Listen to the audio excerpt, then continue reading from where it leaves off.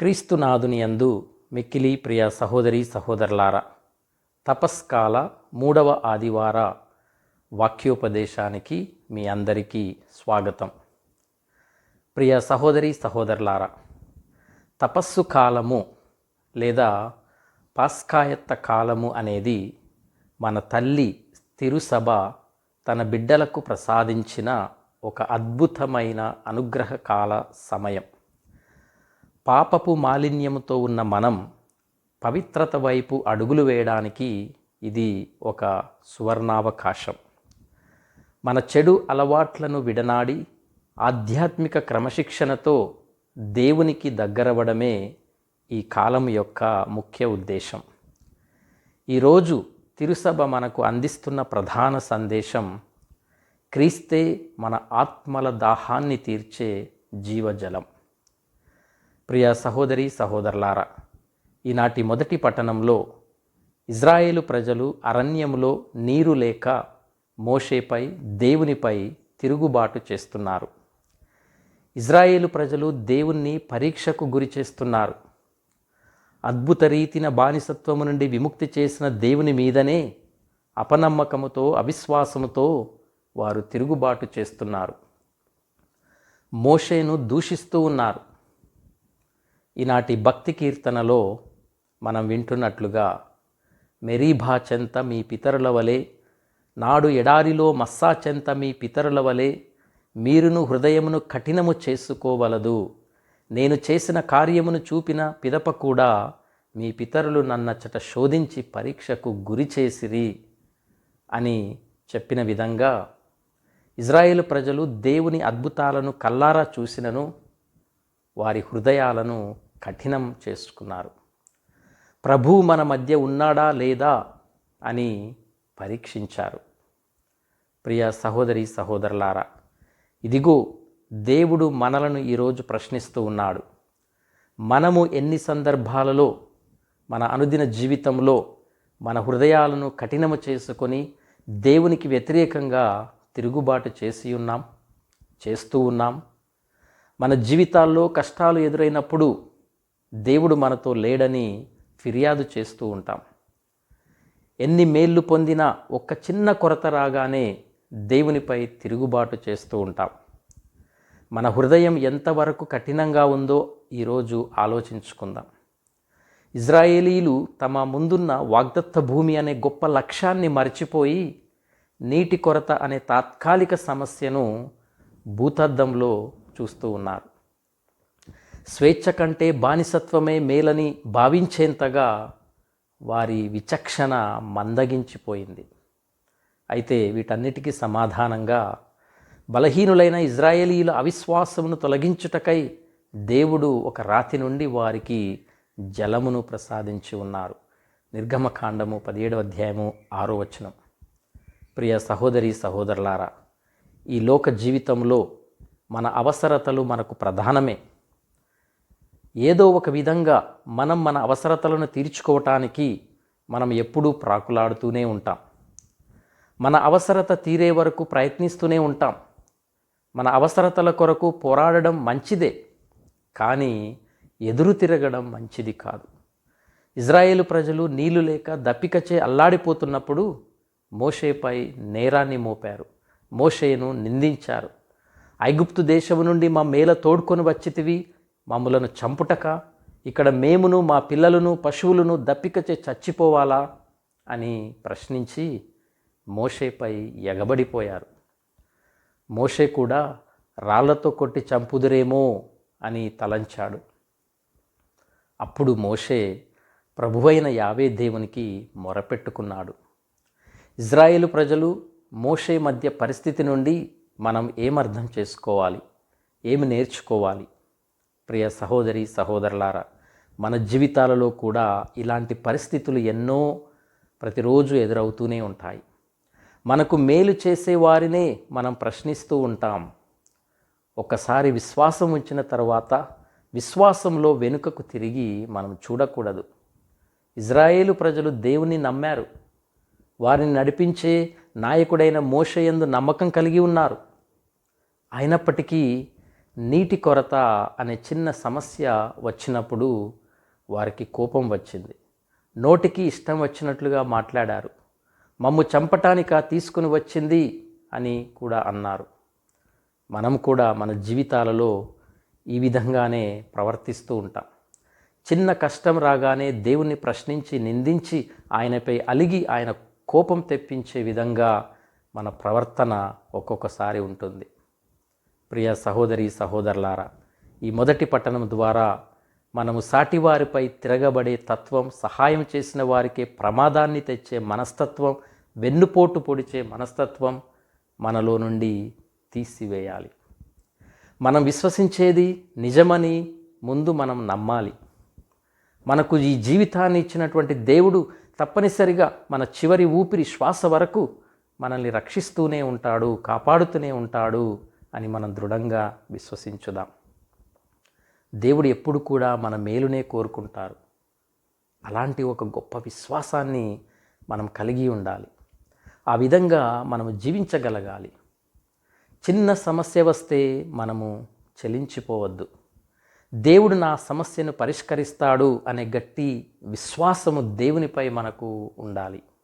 కాబట్టి నాటి మొదటి పట్టణము నుండి మన కష్టాలలో, మన ఇక్కట్లలో, మన బాధలలో, ప్రతి సమస్యలో దేవునిపై భారం వేద్దాం. దేవునిపైనే మనం విశ్వాసాన్ని ఉంచి, నమ్మకాన్ని ఉంచి ఆయనను వేడుకోవడానికి ప్రయత్నం చేద్దాం. ఇక నేటి సుశేష పట్టణాన్ని ధ్యానించుదాం. యేసును నిరాకరించిన యెరూషలేము పట్టణమును వీడి అన్యులు నివాసముండే గలిలయ ప్రాంతమునకు ప్రయాణమవటాన్ని ఈనాటి సుశేష పట్టణంలో చదువుతున్నాం. యూదయ సీమ నుండి గలిలయ సీమకు పెరీరా అనే ప్రాంతము గుండా ఒక మార్గం ఉంది. అన్యులు నివసించే ప్రాంతమును తప్పించుకొనుటకు యూదులు ఈ మార్గమును ఎన్నుకునేవారు. ఎందుకంటే యూదులు అన్యులను అసహ్యించుకునేవారు. కానీ యేసుప్రభు మాత్రం ఆ మార్గమును ఎన్నుకొనలేదు. అన్యులు వసించే ప్రదేశాల గుండా తన ప్రయాణాన్ని కొనసాగించారు. యోహాను సువార్త 4వ అధ్యాయము 4వ వచనంలో ఇలా చదువుతూ ఉన్నాం. ఆయన సమరియా మీదుగా వెళ్ళవలసి ఉండెను అని.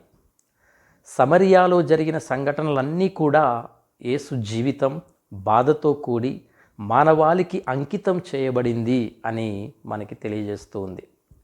యూదయ మరియు గలిలయ ప్రాంతమును వేరుపరిచేది సమరియా ప్రాంతం. సమరీయులు పూర్తిగా అన్యులు కారు, అలాగని పూర్తిగా యూదులు కూడా కాదు. అసీరియా బానిసత్వంలో ఉన్నప్పుడు ఈ సమరియా జాతి ఉద్భవించింది. సమరీయులు బైబిలులోని మొదటి 5 గ్రంథములను విశ్వసించేవారు. అనేకమైన ఇతర పూర్వ నిబంధన గ్రంథాలను వారు నిరాకరించారు. ఎందుకంటే అవన్నీ కూడా ఎక్కువగా యూదుల గురించి ప్రస్తావిస్తూ ఉంటాయి. కాబట్టి యూదులు ఆరాధించడి స్థలము యెరూషలేము అయితే సమరీయులు గిరిజిం అనే పర్వతముపై ఆరాధన చేసేవారు. యోహాను సువార్త 4వ అధ్యాయము 20వ వచనం. ప్రియ సహోదరి సహోదరులారా, యూదులు సమరియా అనే పదమును ఉచ్చరించేవారు కాదు.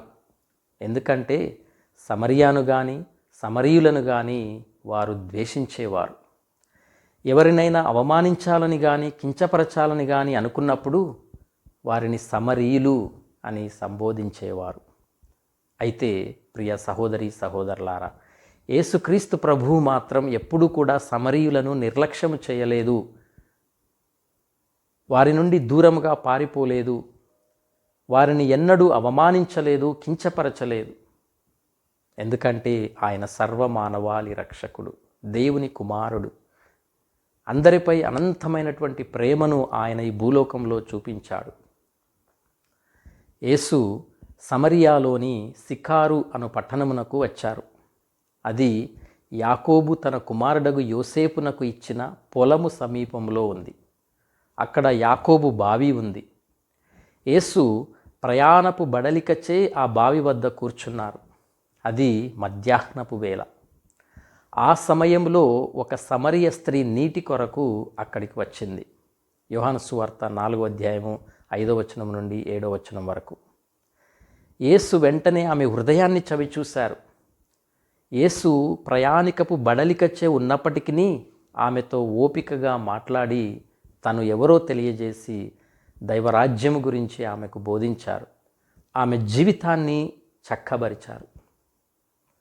ఒక స్త్రీ నీటి కొరకు మిట్ట మధ్యాహ్నం బావి వద్దకు రావటం సాధారణంగా జరిగే సంఘటన కాదు. అదే సమయంలో ఇది ఉద్దేశపూర్వకంగా జరిగిన సంఘటన కూడా ఎంత మాత్రము కాదు. సమరియ స్త్రీ యేసును చూడాలనే తలంపుతో అచ్చటకు రాలేదు. తను లోకరక్షకుడిని చూస్తానని కలలో కూడా భావించి ఉండకపోవచ్చు. ఇదంతయు కూడా దేవుని చిత్తము అని మనం గుర్తించాలి. దేవునికి తెలియకుండా ఏది జరగదు. దేవుడు ఎప్పుడు కూడా తన వారి కోసం వెతుకుతూ వస్తూ ఉంటారు. యెషయా గ్రంథం 65వ అధ్యాయం 1వ వచనంలో ఇలా చదువుతూ ఉన్నాం. నేను ప్రజల మనవులను ఆలించుటకు సిద్ధముగానే ఉన్నాను, నేను వారికి దర్శనమీయ గోరితిని అని. సమరియ స్త్రీ యేసును చూసిన వెంటనే తన కడవను నింపుకొని త్వరగా అక్కడి నుండి వెడలిపోవాలని అనుకొని ఉంటుంది. ఎందుకంటే యేసును ఒక యూదునిగా గుర్తించింది. యూదులకు సమరీయులకు ఎట్టి పొత్తు లేదు. కానీ ఆమె ఆశ్చర్యపడినట్లుగా యేసు ప్రభువు నాకు త్రాగుటకు నీరు ఇమ్ము అని ఆ స్త్రీని అడగటం జరిగింది. దేవుడు మానవుణ్ణి కరుణించటానికి తనను తాను ఏమి లేనివానిగా చేసుకున్నారు. యేసు నీరిమ్మని కోరినప్పుడు యూదుడవైన నీవు సమరయ స్త్రీనగు నన్ను నీరు ఇమ్మని ఎట్లు అడుగుచున్నావు అని ఆ స్త్రీ తన ఆశ్చర్యాన్ని వ్యక్తపరిచింది. వారిరువురి మధ్య జరిగిన సంభాషణలో ఆధ్యాత్మికత చిగురించినది. ఎందుకంటే తర్వాత ఆ యూదుడు క్రీస్తు అని, రక్షకుడు అని ఆ స్త్రీ తెలుసుకుంది. ఆయన తీసుకొనువాడు కాదు అని, ఇచ్చువాడు అని ఆమె గ్రహించింది. ఆయన తన సహాయం కోరి రాలేదని, తనే ఆయన సహాయమై అవసరమై ఉన్నదని ఆమె తెలుసుకుంది. ప్రియ సహోదరి సహోదరులారా, యోహాను సువార్త 4వ అధ్యాయము 10వ వచనంలో ఇలా చదువుతున్నాం. నీవు దేవుని వరమును గ్రహించియున్న ఎడల త్రాగుటకు నీరు ఇమ్ము అని అడుగుచున్నది ఎవరు అని తెలుసుకొని ఉన్న ఎడల నీవే ఆయనను అడిగి ఉండెడిదానవు, అప్పుడు ఆయన నీకు జీవజలమును ఇచ్చి ఉండెడివాడు అని ప్రభువు ఆమెతో పలికారు. యేసు మానవాళి అవసరమును తీర్చువారు, అందరి హృదయావసరాలను ఎరిగియున్నవారు. తను దేవుని నుండి వచ్చిన మానవాళికి వరమని చెప్పినప్పటికీ ఆ స్త్రీ యేసుని ఒక యూదునిగా, ఒక బాటసారిగా, ప్రయాణపు బడలికచే అలసిపోయిన ఒక ప్రయాణికుడిగా మాత్రమే గుర్తించింది. ఆయనలో ఉన్న దైవ స్వభావమును, దైవ స్వరూపమును ఆమె మొదటిగా చూడలేకపోయింది. ఆమె ఒక యూదుని మాత్రమే చూసింది, కానీ దేవుని కుమారుణ్ణి చూడలేకపోయింది. అలసిపోయిన వానిగా గుర్తించినది, కానీ అలసి సొలసియున్న సమస్త జనులకు ఊరటనిచ్చువాడు ఆ క్షణాన అక్కడ ఉన్నారు అని గుర్తించలేకపోయింది. దాహముతోనున్న ప్రయాణికునిగా గుర్తించింది, కానీ ఈ లోక దాహమును తీర్చువారని, జీవజలము నొసగువారని ఆ క్షణాన ఆ స్త్రీ గుర్తించలేకపోయింది. ఇహలోక మోహముతో, ఇహలోక కార్యాలతో, ఇహలోక ఆలోచనలతో మునిగి తేలిడి వారు ఆధ్యాత్మిక సంపదను, పరలోక సంపదను తెలుసుకోలేరు, గ్రహించలేరు. అయితే అయ్యా, ఈ బావి లోతైనది, నీరు చేదుటకు నీ యొద్ద ఏమీ లేదు, జీవజలమును నీవు ఎక్కడి నుండి తెచ్చదవు? మా పితరుడగు యాకోబు మాకు ఈ బావిని ఇచ్చాడు, అతడు అతని కుమారులు ఈ బావి నీటిని త్రాగిరి, నీవు అతని కంటే గొప్పవాడవా అని చివరికి ఎలాగో యేసుపై తన గౌరవాన్ని ఆ స్త్రీ వ్యక్తపరిచింది. ప్రియ సహోదరి సహోదరులారా, ఇప్పుడు ఆ స్త్రీ యేసుని యూదుడని పిలవక అయ్యా అని సంబోధించింది. యేసు ప్రభువు చెప్పింది అర్థం కానప్పటికీ ఆయన పలుకులపై తన అనుమానాన్ని వ్యక్తపరిచింది. ఆ బావిని ఇచ్చిన యాకోబును, ఆయన కుమారులను, సమరీయులందరినీ భంగపరుస్తున్నాడని తలంచింది. ఆమె అడిగిన ప్రశ్నకు సమాధానంగా, ఈ నీటిని త్రాగువాడు మరల దప్పికగొనును, కానీ నేను ఇచ్చు నీటిని త్రాగువాడు ఎన్నటికి దప్పికగొనడు. నేను ఇచ్చు నీరు వాని యందు నిత్య జీవమునకై ఊరెడి నీటి బుగ్గగా ఉండును అని తను యాకోబు కన్నా గొప్పవాడని ప్రభువు చెప్పారు. ఈ లోక జలము మరల దప్పికగొన్నట్లు చేస్తుంది. కానీ యేసు ప్రభువు వసగే జీవజలము వలన ఎప్పటికీ మనము దాహముగొనము. ప్రభువు ఈ లోక కోరికల నుండి, పాపపు సంఖ్యల నుండి శాశ్వతముగా నిర్మూలించుటకు వచ్చి ఉన్నారు. ఈ లోకమును మంచి లోకముగా తీర్చిదిద్దుటకు ఆయన వచ్చి ఉన్నారు. అయినప్పటికీ ఈ లోకములో ప్రవహించే జలాలను ఆయన ఖండించలేదు. ఒకవేళ ఆ స్త్రీ ఈ లోకపు నీటిపై మాత్రమే ఆధారపడినచో శాశ్వతమైన సంతోషాన్ని, ఆనందాన్ని అనుభవించలేదని ప్రభు యొక్క ఉద్దేశం. అయితే ఆ స్త్రీ యేసు ఉద్దేశాన్ని అర్థం చేసుకోకుండా యేసును, అయ్యా, నేను మరల దప్పిక కొనకుండునట్లును, నీటికై ఇక్కడకు రాకుండునట్లును నాకు ఆ నీటిని ఇమ్ము అని అడుగుతూ ఉంది. ప్రియ సహోదరి సహోదరులారా, యేసును ఆమె ఒక యూదునిగా మాత్రమే పరిగణింపలేదు. అయితే ఇప్పటికీ కూడా ఆమెలోని అనుమానాలు తీరలేదు. ఆమె ఇక నీటి కొరకు బావి దగ్గరకు రాకుండా శాశ్వతముగా శారీరక దాహమును తీర్చు నీటిని ఇస్తారని ఆశపడుతూ ఉంది. కానీ ప్రభువు ఆధ్యాత్మిక దాహము గురించి ప్రస్తావిస్తూ ఉన్నారు. ఆమె హృదయపు ద్వారము పాపముతో కూడుకొని ఉన్నందువలన ఆధ్యాత్మిక జీవజలమును ఆమె అర్థం చేసుకోలేకపోతుంది. అది గమనించినటువంటి ప్రభువు ఆమె ఎందుకు అర్థం చేసుకోలేకపోయిందో వివరిస్తూ ఉన్నారు. ఎందుకంటే ఆమె జీవితము అవినీతిపరమైనది, ఇహలోకమైనది. ఆమె హృదయాంతరంగాలలోనికి చూసి, నీవు పోయి నీ భర్తను పిలుచుకొని రమ్ము అని ఆమెతో పలుకుతున్నారు. ఆమె జీవిస్తున్న దుర్లభమైన అవినీతిపరమైన జీవితాన్ని సరిచేయుటకు ఆమె భర్తని పిలుచుకొని రమ్మని చెప్పారు. పోయి అనగా నీవు వెళ్ళి నీ జీవిత వాస్తవాన్ని చూడు అని అర్థం. రమ్ము అనగా వచ్చి జీవజలమును స్వీకరించు అని అర్థం. అందుకు ఆ స్త్రీ, నాకు భర్త లేడు అని సమాధానమిచ్చింది. ఆమె సత్యమునే పలికింది. తన అవినీతికరమైన జీవితాన్ని ఆమె అంగీకరించింది.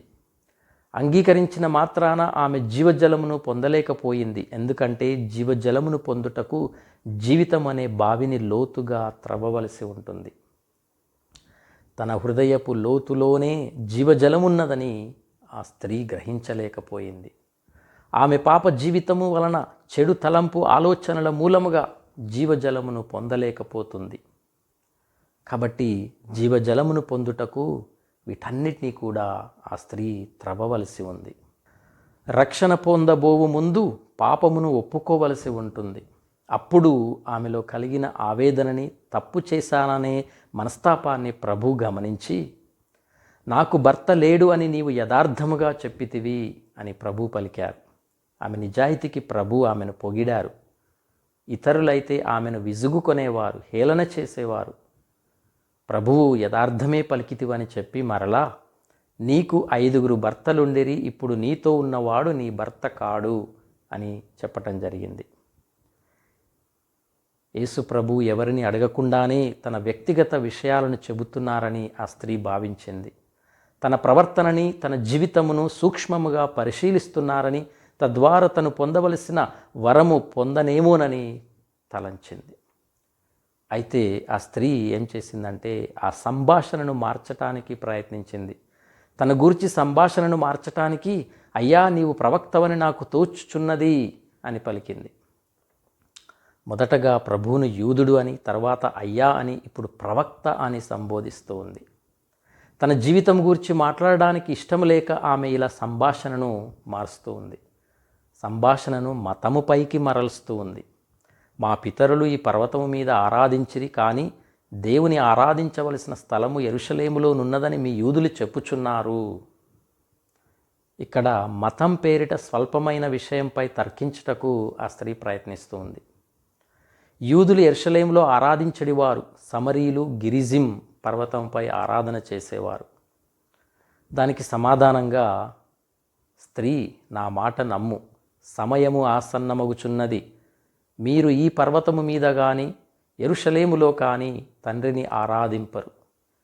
మీరు ఎవరని వానిని మీరు ఆరాధింతురు, మేము ఎరిగిన వానిని మేము ఆరాధింతుము. ఏలయనా రక్షణ యూదుల నుండియే వచ్చును. కానీ నిజమైన ఆరాధనకు ఆత్మయందును సత్యమందును తండ్రిని ఆరాధించు సమయం ఇప్పుడే వచ్చియున్నది. నిజముగా తండ్రి ఆశించున్నది ఇటువంటి ఆరాధకులనే. దేవుడు ఆత్మస్వరూపి కనుక ఆయనను ఆరాధించువారు ఆత్మయందును సత్యమందును ఆరాధింపవలయను అని ప్రభువు పలకటం జరిగింది. ప్రియ సహోదరి సహోదరులారా, యూదులకు సమరీయులకు మధ్యనున్న వివాదాలన్నీ సమసిపోతాయని యేసు చెప్పుచున్నారు. యేసు గూర్చి సిమియోను పలికిన ప్రవచనాలు నెరవేరుతూ ఉన్నాయి. అదేమిటంటే, అన్యులకు ఎరుకపరచు వెలుగు, నీ ప్రజలకు ఇజ్రాయేలీలకు మహిమను చేకూర్చు వెలుగు. లూకా సువార్త 2వ అధ్యాయము 32వ వచనం. యేసు ప్రభు కూడా ఈ ప్రవచనాన్ని మరో విధంగా చెప్పి ఉన్నారు. రక్షణ యూదుల నుండియే వచ్చును అని. యోహాను సువార్త 4వ అధ్యాయము 22వ వచనం. నిజంగా రక్షకుడు సమరీయుల నుండి గాక యూదుల నుండి రావలసి ఉన్నారు. రక్షణ అనేది రక్షకుడికి మరో పేరు. ప్రభు, నీవు ఏర్పరిచిన రక్షణమును కనులారా గాంచితిని అని లూకా సువార్త 2వ అధ్యాయము 30-31 వచనాల్లో చూస్తూ ఉన్నాం. లోకానికి రక్షణము వసగుటకు ఇజ్రాయేలును సాధనముగా దేవుడు ఎన్నుకున్నారు. ఈ విధంగా యేసు ప్రభు పలికిన ఈ పలుకులు సమరియ స్త్రీని ఎంతగానో తాకాయి. సత్యము అనేది పరిధిలోనికి ఆమెను తీసుకుని వెళ్ళాయి. కానీ ఆత్మయందును సత్యమందును తండ్రిని ఆరాధించు సమయం ఇప్పుడే వచ్చి ఉన్నది అను వాక్యము ఆ స్త్రీకి ఎంత మాత్రం అర్థం కాలేదు. ఎందుకంటే సమరీలు కూడా మెస్సియా రాకడను విశ్వసించడివారు. అప్పుడు ఆమె, క్రీస్తు అనబడు మెస్సియా రానున్నాడని నేను ఎరుగుదును, ఆయన వచ్చినప్పుడు మాకు అన్ని విషయములను తెలియజేయును అని సమాధానం చెప్పింది. సమరీలు పాత నిబంధన గురించి తగినంత జ్ఞానమును కలిగి ఉన్నారు. అందుకే దేవుడు ఆశీర్వదించబడిన వానిని ఈ లోకానికి పంపుతారని విశ్వసించారు. కానీ ఆ వ్యక్తి ఒక ప్రవక్తగా మాత్రమే వస్తారని సమరీయుల విశ్వాసం. యూదులు ఆ వ్యక్తి భూలోకాన్ని పాలించే రాజుగా వస్తారని విశ్వసించారు. యేసు ఆమె అల్ప విశ్వాసాన్ని ఎరిగి, నీతో మాట్లాడుచున్న నేనే ఆయనను అని పలికి ఉన్నారు. ఈ ప్రవచనము ద్వారా ఆరాధన సల్పెడి స్థలము యెరూషలేము గాని గిరిజిం పర్వతము గాని కాదని అది క్రీస్తేనని స్పష్టమవుతూ ఉంది. ఈ ప్రవచనాన్ని విన్న ఆ సమరయ స్త్రీ ఆశ్చర్యంతో నీటి కొరకు తెచ్చుకున్న కడవను అక్కడే వదిలిపెట్టి పట్టణములోనికి వెళ్ళి ప్రజలతో, ఒక మనుష్యుడు నేను చేసినవి అన్నీ చెప్పెను, వచ్చి చూడుడు, ఆయన క్రీస్తు ఏమో అని చెప్పింది. ఇచ్చట స్త్రీ యేసును మరో క్రొత్త విధంగా సంబోధించింది. ఆయనను క్రీస్తు అని సంబోధించింది. ప్రజలతో ఆరాధన గూర్చి చెప్పిన విషయమును గాక యేసు ఆమె జీవితమును గూర్చి చెప్పిన విషయములన్నీ చెప్పినది. ఆ సమరయ స్త్రీ క్రైస్తవ చరిత్రలోనే మొట్టమొదటి మత ప్రచార బోధకులలో ఒక ప్రచారకురాలై ఉంది. మొదటిగా ఆమె నీటి కొరకు బావి దగ్గరకు వచ్చింది. కానీ నిజమైన జీవజల ఊటను కనుగొన్న తరువాత శిష్యులు ఏ విధంగానైతే తమ వలలను వదిలి ఆయనను అనుసరించారో, ఈ స్త్రీ కూడా తన కడవను అచ్చటనే వదిలిపెట్టింది. యేసు కూడా తన ఆకలి దప్పుల గురించి పూర్తిగా మరిచిపోయారు. శిష్యులు, బోధకుడా భోజనము చేయుడు అని అడిగినప్పుడు, భుజించుటకు మీరు ఎరుగని ఆహారము నాకు కలదు అని ప్రభు శిష్యులతో పలకటం మనం చూస్తూ ఉన్నాం. ప్రియ సహోదరి సహోదరులారా, సమరయ స్త్రీ ప్రచారము ఎంతగానో పనిచేసింది. ఆ పట్టణములోని సమరీయులు అనేకులు ఆయనను విశ్వసించారు. యోహాను సువార్త 4వ అధ్యాయము 39వ వచనం. నేను చెప్పేది మీరందరూ విశ్వసించాలి అని ఆమె చెప్పలేదు, వచ్చి చూడుడు అని మాత్రమే చెప్పింది.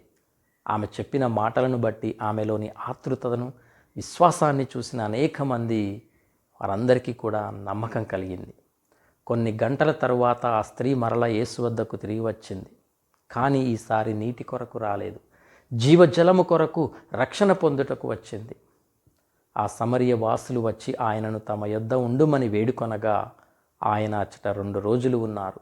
ఆయన ఉపదేశమును ఆలకించి ఇంకను అనేకులు ఆయనను విశ్వసించారు. 4వ అధ్యాయము 40-41 వచనాలు. ప్రభువును చూసిన ప్రజలు ఆ స్త్రీతో ఈ విధంగా పలుకుతూ ఉన్నారు, మేము ఇప్పుడు నీ మాటను బట్టి విశ్వసించుటలేదు, మేము స్వయముగా ఆయన ఉపదేశమును వింటిమి, వాస్తవముగా ఆయన లోక రక్షకుడని మాకు తెలియను అని పలికారు. 4వ అధ్యాయం 42వ వచనం. ప్రియ సహోదరి సహోదరులారా, ప్రభువు లోక రక్షకుడు అని మొదటిసారిగా సమరీల చేత పిలువబడ్డారు. ఆ స్త్రీ ఆధ్యాత్మిక ప్రగతి సంపూర్ణమైంది. మొట్టమొదటిగా యేసు ఆ స్త్రీకి యూదుడు, తర్వాత మనుష్యుడు, తర్వాత అయ్యా, తర్వాత ప్రవక్త, తర్వాత మెస్సియా, చివరిగా లోక రక్షకుడు అయ్యాడు. ఇక్కడ మనం చూసినట్లయితే ఎటువంటి శారీరకమైన అద్భుతము జరగలేదు, ఎటువంటి స్వస్థత జరగలేదు. కానీ ఒక పాపి హృదయములో అద్భుతం జరిగింది. ఈ మారిన పాపి మనసే యేసు లోక రక్షకుడు అని గుర్తించింది. చక్కటి సంబోధనకి, నామానికి నాంది పలికింది. ఇచ్చట సిలువ గూర్చి ఏమీ చెప్పబడలేదు, కానీ సిలువపై వేలాడబడిన యేసు లోక రక్షకుడుగా పిలువబడ్డారు. ప్రియ సహోదరి సహోదరులారా, ఈ లోకంలో 2 రకాల ప్రజలు ఉన్నారు. ఒకరు దేవుణ్ణి కనుగొన్నవారు, 2 ఆయన కొరకు ఎదురు చూస్తున్నవారు. గర్వంతో కూడిన విజ్ఞానవంతుల కన్నా పాపాత్ములే త్వరితముగా దేవుని రక్షణను పొందగలరు. ప్రేమ లేని పునీతుల కన్నా ప్రేమ కలిగిన పాపాత్ములను దేవుడు తన హక్కున చేర్చుకుంటారు. తనకే సర్వము తెలుసునని అనుకున్న వ్యక్తికి సత్యము ఎన్నటికీ తెలియదు. ఆ సమరయ స్త్రీ వలె లేనితనాన్ని, వాస్తవాన్ని ఎరిగిన వారు శాంతిని, సంతోషాన్ని, రక్షణ భాగ్యాన్ని పొందగలుగుతారు. దేవుని వరమును పొందియున్నవారు, నమ్మినవారు వారి హృదయాలలో దేవుని సాన్నిధ్యాన్ని అనుభవిస్తారు. దేవుని అనుగ్రహమును పొందలేని వారు, నమ్మని వారు వారిలో దైవ సాన్నిధ్యాన్ని అనుభవించలేరు. సమరయ స్త్రీ ఎప్పుడైతే యేసుక్రీస్తు అనుగ్రహాన్ని విశ్వసించిందో ఆమె దేవుణ్ణి దర్శించింది, సర్వలోక రక్షకుడిని కనుగొంది. ప్రియ సహోదరి సహోదరులారా, ఈనాడు దేవుడు అన్ని సంగతులను మన వద్దకు చేర్చి మనకు పవిత్ర పరిశుద్ధ గ్రంథమున ఇచ్చి ఉన్నారు. ఈ విషయములన్నిటినీ పరిశుద్ధ గ్రంథము నుండే మనం తెలుసుకుంటున్నాం. దీనిని బట్టి మనము దేవుని యందు విశ్వాసంతో జీవించాలి. మనము పుట్టి పెరిగి జ్ఞానమును సంపాదించుకున్న దగ్గర నుండి దేవుని బోధనలు ఆలకిస్తూనే ఉంటున్నాం. ఆయన చేసిన అద్భుతములను పరిశుద్ధ గ్రంథము ద్వారా, సందేశాల ద్వారా మనం ఆలకిస్తూనే ఉన్నాం, గ్రహిస్తూనే ఉన్నాం. అయితే మనకు మారు మనస్సు కలిగే ప్రయత్నం చేస్తున్నామా? సమరయ స్త్రీ వలె, ఆ పట్టణంలోని అనేకుల వలె వారు క్రీస్తును విశ్వసించి పొందుకొనిన హృదయ పరివర్తనను ఇప్పటికైనా మనం పొందుకుంటున్నామా? అనేక పండుగలు వచ్చి వెళ్ళిపోతున్నాయి, నూతన సంవత్సరాలు వచ్చి వెళ్ళిపోతున్నాయి, అనేక తపస్సు కాలాలు వచ్చి వెళ్ళిపోతున్నాయి. ఈ సృష్టిలో మనకంటూ ఒక ప్రత్యేకతను ఇచ్చే, మనకంటూ ఒక పేరును, మనకంటూ ఒక గృహముని ఇచ్చి, మనకంటూ ఒక జీవితాన్ని ఇచ్చి దేవుడు మనల్ని ఇంత మంచిగా చూసుకుంటున్న దేవుని యందు మనం కృతజ్ఞులముగా ఆయన యందు విశ్వాసముతో, భయభక్తులతో జీవిస్తూ ఉన్నామా? మనకు సహాయం చేసిన తోటివారిని, మనతో కలిసి ఉండేవారిని, మన బంధాలను, బంధువులను, మిత్రులను అందరినీ మనం ప్రేమిస్తున్నామా? గౌరవిస్తున్నామా? మనకు సహాయం చేస్తున్న వారిపై ఎదురు తిరగకూడదు. వారిని కూల్చాలనే దృష్టి కలిగి ఉండకూడదు. ఆత్మదేవుడు మనలో ఉన్నారు. ఏది మంచి, ఏది చెడు అని గ్రహించే స్థితిని దేవుడు మనకు ఇచ్చి ఉన్నారు. కనుక మనం జన్మించినది ఈ లోక ఆశలను తీర్చుకోవటానికా, ఈ లోక వైభోగాలను అనుభవిస్తూ జీవించటానికా, లేక దేవుని రాజ్యంలో ప్రవేశాన్ని పొందటానికా మనమే నిర్ణయం తీసుకోవాలి. ఆ గ్రహింపు మనలో కలగాలి. ఈ జీవితాన్ని ఇచ్చిన దేవుడు మన అవసరతలు తప్పనిసరిగా తీరుస్తారు. కానీ మనం దేవుని రాజ్యము చేరటానికి నిత్య జీవమునకు కృషి చేయాలి, పోరాడాలి. ఎన్నో ఇబ్బందులు, శోధనలు కలిగినను దేవుని వద్ద నుండి మనము పారిపోకూడదు. ఆయన చేయిని గట్టిగా పట్టుకొని ఆయనతో నడవడానికి, ఆయన సహాయమును మనము నిత్యము పొందుకోవటానికి, మన విశ్వాసము చెరిగిపోకుండా పవిత్రమైన జీవితమును జీవిస్తూ ఆయనకు కృతజ్ఞులమై, మనకు ఎటువంటి పరిణామాలు మన జీవితంలో జరిగినా దేవుడు నాకు తోడై ఉన్నాడు అనే గట్టి విశ్వాసము మనము కలిగి దేవుణ్ణి ఎరిగి జీవించాలి. ప్రియ సహోదరి సహోదరులారా, నేటి దివ్య పూజాబలి ద్వారా దేవుడు మనకు ఒక గొప్ప సత్యాన్ని గుర్తు చేస్తున్నారు. ఇజ్రాయేలీలు అరణ్యంలో శారీరక దాహం తీర్చుకోవటానికి దేవునిపై తిరుగుబాటు చేశారు. కానీ సమరయ స్త్రీ తన ఆత్మ దాహము తీర్చుకోవటానికి క్రీస్తును శరణు వేడుకుంది. మన జీవిత ప్రయాణం కూడా ఈ రెండింటి మధ్య సాగుతుంది. నేడు మనల్ని మనం ప్రశ్నించుకుందాం. మన జీవితాల్లో ఎదురయ్యే చిన్న చిన్న కష్టాలకు, కొరతలకు మనం ఇజ్రాయేలీల వలె ఫిర్యాదు చేస్తూ ఉన్నామా? లేక మన లోపాలను, పాపాలను ఒప్పుకొని ఆ సమరయ స్త్రీ వలె క్రీస్తుని లోక రక్షకునిగా అంగీకరిస్తున్నామా? ప్రియ సహోదరి సహోదరులారా, ఈ తపస్సు కాలం మన హృదయాలలోని కఠినత్వాన్ని కరిగించుకోవటానికి ఇవ్వబడిన గొప్ప సమయం. కడవను వదిలేద్దాం. ఆ స్త్రీ తన పాత జీవితానికి చిహ్నమైన నీటి కడవను బావి వద్దే వదిలివేసి వెళ్ళినట్లు మనము కూడా మన పాత అలవాట్లను, దేశాన్ని, స్వార్థాన్ని, అవిశ్వాసాన్ని, అపనమ్మకాన్ని, అనుమానాన్ని ఈ తపస్సు కాలంలో వదిలిపెడదాం. జీవజలాన్ని స్వీకరిద్దాం. క్రీస్తు ఇచ్చే జీవజలం మనలో నిత్య జీవపు ఊటగా మారాలి. అది మనకు మాత్రమే కాకుండా మన ద్వారా ఇతరులకు కూడా దైవ ప్రేమను పంచేలా ఉండాలి. మనం పుట్టింది కేవలం ఈ లోక భోగాలను అనుభవించటానికి కాదు, దేవుని రాజ్యంలో వారసులం కావటానికి. కాబట్టి మన కష్టాలలో దేవుని హస్తాన్ని చూద్దాం. మన సుఖాలలో ఆయనకు కృతజ్ఞతలు తెలుపుదాం. ఆ సమరయ స్త్రీ వలె మన పరివర్తన ద్వారా ఇతరులను కూడా క్రీస్తు వైపు నడిపించే ప్రచారకులం అవుదాం. క్రీస్తుకు సాక్షులుగా జీవించుదాం. దేవుడు తన అనంతమైన కృపతో మన హృదయాలను శుద్ధి చేసి జీవజలమైన క్రీస్తుతో మనల్ని నింపి పవిత్రమైన పాస్కా పండుగకు మనల్ని యోగ్యులుగా చేయనట్లు ఆ దేవుణ్ణి ఈరోజు ఈ దివ్య పూజాబలిలో ప్రత్యేకంగా ప్రార్థన చేసుకుందాం. ప్రియ సహోదరి సహోదరులారా, ఇలాంటి ఇంకా ఎన్నో అద్భుత ఆధ్యాత్మిక ప్రసంగాల కొరకు, ధ్యానాంశాల కొరకు దయచేసి తప్పకుండా ఈ నా ఛానల్ని సబ్స్క్రైబ్ చేయండి, లైక్ చేయండి, ఇతరులకు షేర్ చేయండి. దేవుడు మిమ్మలను దీవించునుగాక. ఆమేన్.